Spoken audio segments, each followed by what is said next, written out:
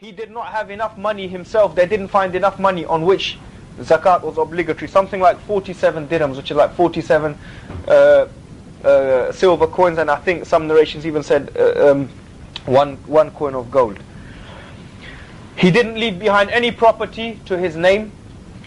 He didn't leave behind any palace. So no property, no palace, no gardens, nothing.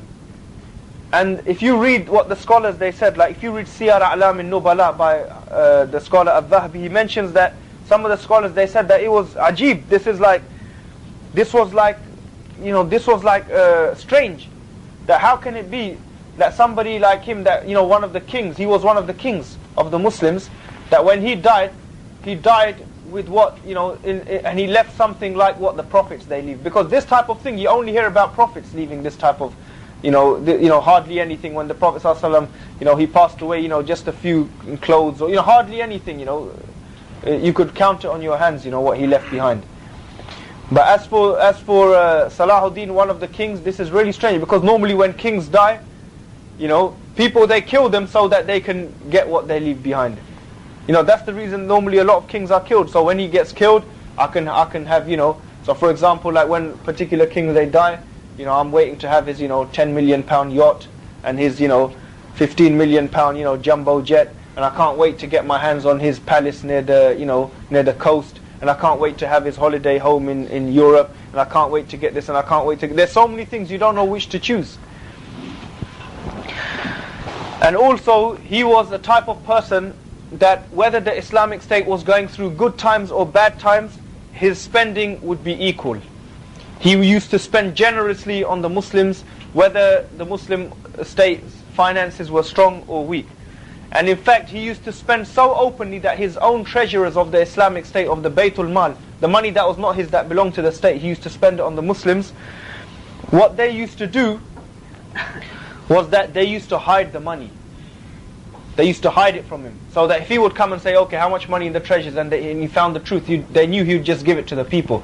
So they wouldn't tell him, because they said, let's keep some money in case we might need it, because the way this man, he's spending, we're going to be left with nothing for the Islamic State. Also, very, as I mentioned before, very open-handed, giving away clothes, giving away horses. It's recorded that he gave away 10,000 horses. Because he used to consider himself as a soldier of Islam who one day would go to a battle and not come back. So that's why he didn't want to keep any of these things. He said, I'm going to be a soldier of Islam, I'm going to go, I'm not going to come back, so just take it, just distribute all these things. As for his love for jihad, the historians they note that Salahuddin, he didn't used to find pleasure in anything, whether it's food or clothes or palaces, anything like that. He didn't used to find pleasure until the Muslim lands were freed. Because, for example, now you might think, okay, how can that happen? For example, if one of you, may Allah not let it happen, la qaddar Allah, but if one of your loved ones dies, imagine, one day one of your loved ones, one of your close relatives, passes away. You are not going to feel like eating, you are not going to feel like drinking, people are going to try and joke with you, you're not going to feel like joking, you'll just be in a different mindset. Which is one of the reasons why the Prophet ﷺ, he enjoined that, that when the Ja'far ibn Abi Talib radiallahu anhu, when he was shaheed, the Prophet ﷺ told the Sahaba that bring food to his family, because they have that which is distracting them. The martyrdom of Ja'far ibn Abi Talib, they are sad about that, so they are not cooking, they are not making food. And until today you find the Muslims, they do that when when somebody dies in a Muslim family, then you find other Muslims, they cook food, they give them food, because the person who is in that situation, his mind is not on food and he's not interested in cooking, and maybe for the whole 1 or 2 days he doesn't eat anything. So Salahuddin, this was his attitude until the Muslim lands were freed. As long as the lands of Jerusalem and the other Muslim land was in the hands of the disbelievers, he didn't find any pleasure in anything. So you see how the situation of the Muslims used to take over his his mind. Also, Imam Al-Dhahabi, he said that in Salahuddin there was a determination in establishing jihad and annihilating his enemies, that which is unheard of. You know, his determination in establishing jihad and annihilating the opponents is something which, you know, has not been heard of. You know, whether in his time or any other time, nobody has ever heard to the extent, you know, of how, you know, courageous he was, and how well he established the jihad, and how, you know, powerfully he defeated his enemies. In terms of his humbleness, when the Muslims, they took Al-Quds, Salahuddin, he suggested that we build an enclosure, around Al-Quds, and he said he will take the responsibility for building this enclosure. And he himself, he dug the trench, and he himself, he carried the rocks on his own shoulders, to build that enclosure. He didn't just say, okay, I've liberated Jerusalem, I'm going to now sit in my palace, and watch everything. Because he considered himself a servant of Islam. He didn't consider himself, as a king. He considered himself as a servant of Islam who is in the service of Allah, and that is his, that is his job. And similarly, in terms of adherence to the deen, we also find that Salahuddin, as a king, he did not overstep the commandments of Allah. For example, as we know that the Prophet ﷺ, he has forbidden gold and silk except to the women of this ummah.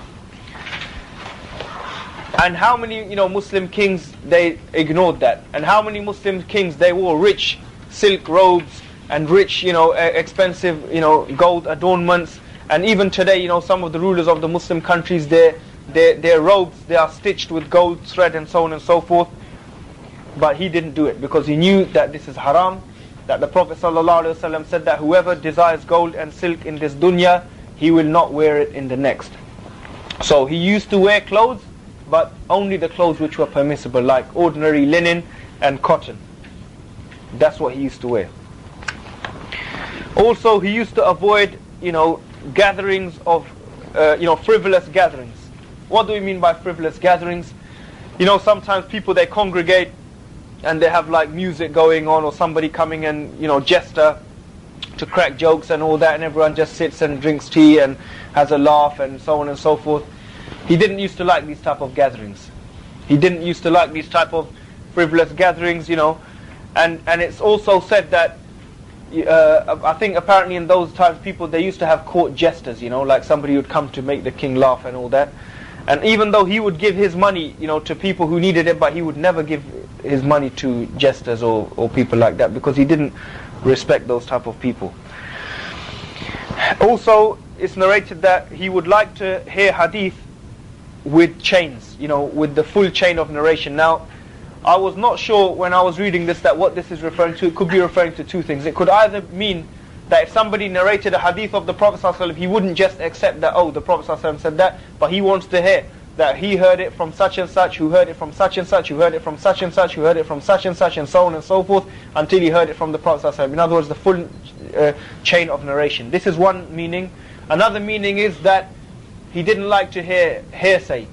So if somebody came to him and said to him, oh, for example, Richard the Lionheart is sick, then he won't just accept it. He'll say, okay, where did you hear it from? He'll say, I heard it from that person. Where did he hear it from? He heard it from that one. And this type of characteristic is very important, for somebody who one day might find himself as an Amir, or even as an ordinary Muslim. It's very important, because you can create a lot of fitna and fasad and corruption by not verifying reports. One day some brother might come to you and say, oh, that brother, that brother, I saw him going out with a sister, on the street. And then you become angry, so, stuff. And that sister, she wasn't wearing hijab and so on and so forth. And that brother, he becomes, really angry.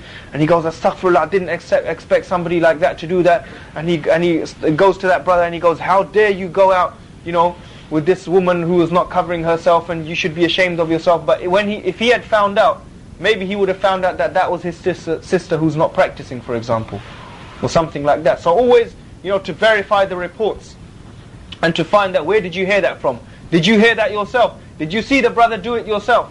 Oh no, somebody just told me that he was listening to music.